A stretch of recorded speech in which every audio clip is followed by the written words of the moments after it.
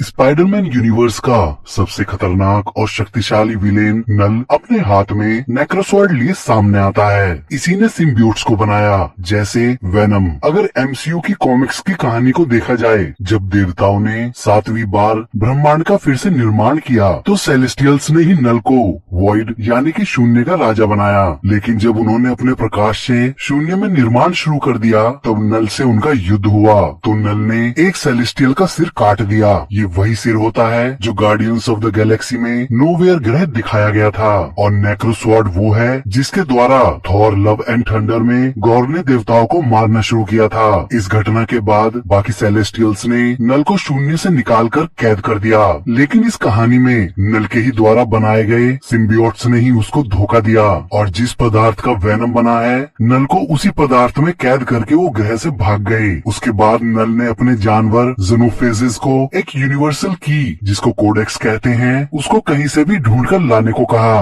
क्योंकि कोडेक्स ही नल को उसकी कैद से आजाद करा सकता था। जिसके बाद वो ब्रह्मांड में मौजूद हर एक जीवित ग्रह और सभी सिम्बियोट्स को खत्म करके अपना बदला ले सके। उसका आदेश मिलते ही सारे ज़ेनोफेजेस पोर्टल बनाकर उसके सहारे कोडेक्स को खोजने के लिए ब्रह्मांड में अलग अलग निकल जाती हैं। वहीं वेनम के लास्ट पार्ट में कार्नल्स को खत्म करने के बाद गवर्नमेंट एंडी और वेनम के पीछे लग जाती है, तो वो सबसे छुपकर मैक्सिको के किसी बीच पे आके रहने लगता है। लेकिन एक दिन अचानक से एक रहस्यमय पोर्टल खुलता है और वो स्पाइडरमैन के यूनिवर्स में आ जाता है। अब इससे आगे एंडी भी वही मैक्सिको के बार में बैठकर उसके बारटेंडर से थैनोस की बात करता हुआ बहुत ज्यादा पी लेता है। तभी वो पोर्टल के सहारे वापस अपने यूनिवर्स में आ जाता है, वो भी उसी जगह और उसी बारटेंडर के सामने। वहीं एंडी को पता चलता है कि उसको कार्नेस के साथ कैथेड्रल में हुई लड़ाई के साथ साथ डिटेक्टिव पैट्रिक की हत्या का भी दोषी माना जा रहा है, और पूरे देश की गवर्नमेंट उसको ढूंढ रही है। तभी उसको याद आता है न्यूयॉर्क में एक जज है जिसने पहले भी उसको वहाँ से भगाया था। अब अगर वो उसको ब्लैकमेल करे तो वो उसका नाम पैट्रिक की हत्या से निकलवा सकता है। तो वेनम एंडी को नशे की हालत में ही वहाँ से ले जाने लगता है। जल्दीबाजी में वेनम अपना एक अंश वहाँ छोड़ देता है। बार से बाहर निकलते ही वहाँ पे लगे सीसीटीवी कैमरे एंडी को पहचान लेते हैं। तभी कुछ आवाजों का पीछा करते हुए एंडी एक बेसमेंट में पहुंचकर देखता है कि कुत्तों की इलीगल लड़ाई करवाने वाले गिरोह ने वहाँ कुत्तों को जबरदस्ती पिंजरों में बंद कर रखा है। तो वो वेनम के रूप में आकर पूरे गिरोह का सिर खा जाता है और कुत्तों को आजाद करा देता है। इतने में कोडेक्स को ढूंढती हुई एक ज़ेनोफेज ठीक एंडी के पीछे आ जाती है, लेकिन उसको कोडेक्स होने का वहाँ कोई लक्षण नहीं दिखाई देता, तो वो तुरंत वहाँ से चली जाती है। इधर एंडी इंपीरियम एजेंसी की नजर में आ जाता है। ये एजेंसी पृथ्वी पर आए सिम्बियोट्स को पकड़कर उन पर निगरानी और रिसर्च करती है। तो इंपीरियम का हेड अपने जनरल रेक्स को उस बारटेंडर के पास भेज देता है। वहीं इससे पहले बारटेंडर वेनम के उस अंश को छू पाता, तभी रेक्स वहां पहुंचकर उस अंश को एक ट्यूब कंटेनर में डाल लेता है, और वो बारटेंडर को बताता है ये एक वायरस है जो तुमको मार देता। इतना कहते ही वो उसको भी बेहोश करके अपने साथ नवाडा के रेगिस्तान में बने एरिया 51 मिलिट्री बेस में ले आता है। उसी जगह डॉक्टर पेन नाम की एक साइंटिस्ट होती है जो बचपन में बिजली गिरने से हुई उसके भाई की मौत की यादों से ग्रस्त है, और उसी बिजली गिरने के हादसे में उसका उल्टा हाथ भी इनएक्टिव यानी कि निष्क्रिय हो गया था। इधर इंपीरियम को डिटेक्टिव पैट्रिक का शरीर मिलता है जिसमें जीवन के कुछ लक्षण थे, तो वो उसको एरिया 51 के मिलिट्री बेस के 100 फीट नीचे बने सिम्बियोट्स निगरानी और अनुसंधान केंद्र में ले आते हैं। वहाँ डॉक्टर पेन उसको बचाने के लिए उसके शरीर में दूसरे सिम्बियोट को इंजेक्ट करवा देती है। इससे पैट्रिक को होश आ जाता है। वहीं डॉक्टर पेन के लिए पहला ऐसा मौका था जब इंसानी शरीर होस्ट के रूप में सिम्बियोट के साथ एक होकर उसके सामने आए थे। फिर डॉक्टर पेन के पूछने पर पैट्रिक का सिम्बियोट उसको बताता है हम सभी अपनी जान बचाने के लिए पृथ्वी पर आए थे, और फिर बिना नल का नाम लिए बताता है उसके ज़ेनोफेजेस हम सबको ढूंढकर खत्म कर देंगे, और हमारे खत्म होने के बाद ब्रह्मांड के चारों तरफ फैला अंधेरा इस ब्रह्मांड को ही नष्ट कर देगा।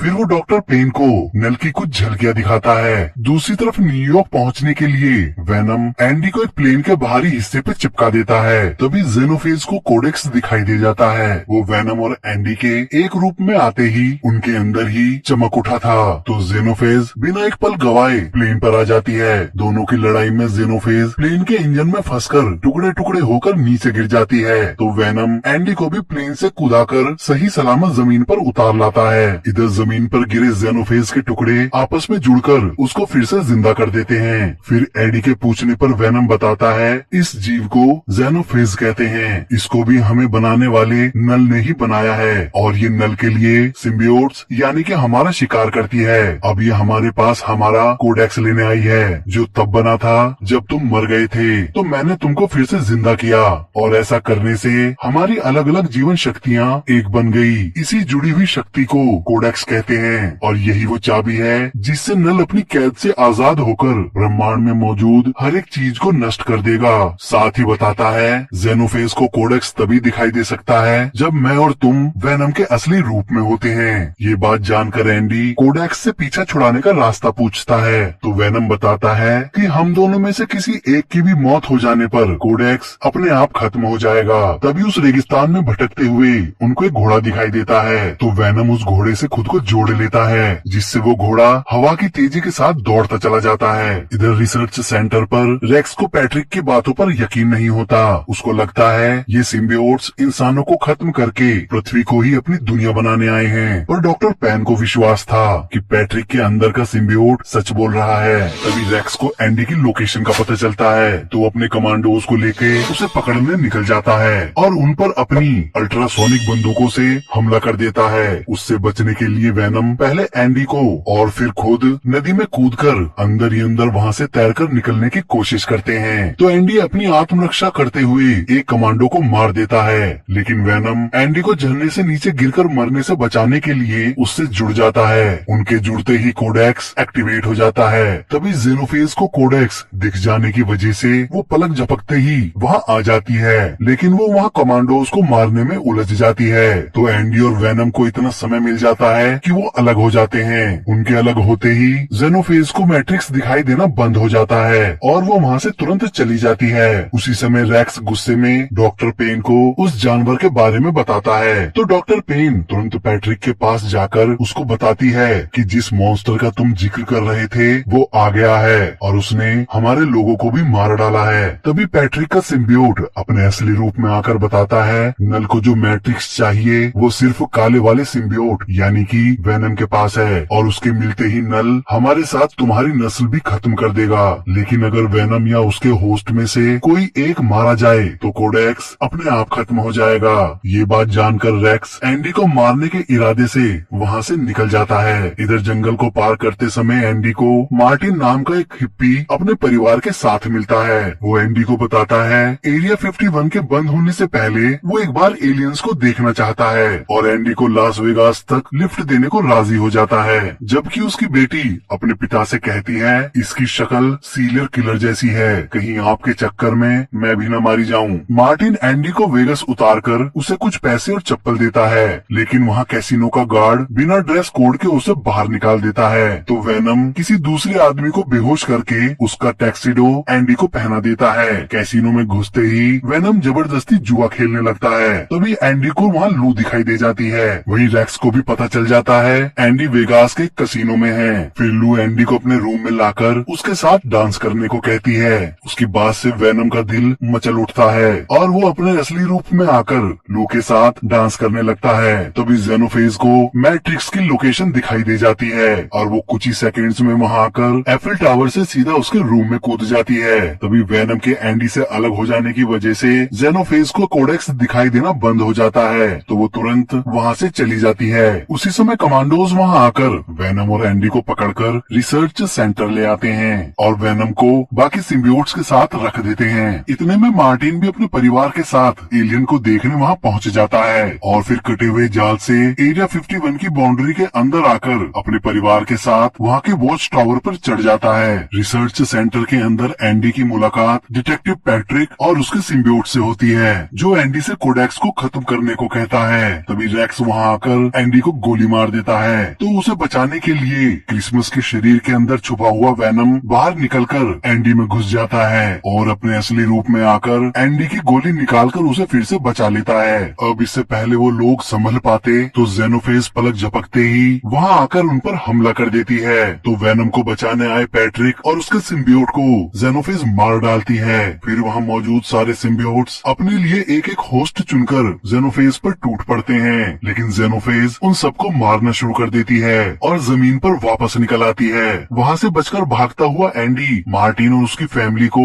वॉच टावर पर चढ़ा हुआ देख उनको वहाँ से सुरक्षित बचाने के चक्कर में अपनी एलियन वाली पहचान मार्टिन और उसके परिवार के सामने उजागर कर देता है और टावर के गिरते समय वो और दो और सिम्बियोट्स मार्टिन और उसकी फैमिली को गिरने से बचा लेते हैं। इतने में ब्लास्ट से नष्ट हुई जेनोफेज फिर से अपने अवशेषों को जोड़कर जिंदा हो जाती है और नल को कोडेक्स ढूंढ लेने का संदेश भेज देती है। इससे नल और भी जेनोफेज वहाँ पोर्टल के सहारे पहुँचा देता है। वो सभी सिम्बियोट से लड़ती हुई उन्हें मारने लगती है। फिर क्रिसमस की जान बचाने के लिए एंडी बाइक को दौड़ाता हुआ वेनम के असली रूप में आ जाता है। इससे सारे जेनोफेज लड़ना छोड़कर उसके पीछे लग जाते हैं। इतनी देर में डॉक्टर पेन मार्टिन और उसकी फैमिली को उनकी वैन तक पहुंचा देती है। आखिरकार मार्टिन का एलियन देखने का सपना पूरा हो चुका था। वहीं एक जेनोफेज अपना हाथ रेक्स के आर पार कर देती है तो एंडी और क्रिसमस उसका सिर काटकर रेक्स को बचा लेते हैं। पर इस चक्कर में जेनोफेज एंडी को पकड़कर जैसे ही खाने वाली होती है तभी मार्टिन रॉकेट दागकर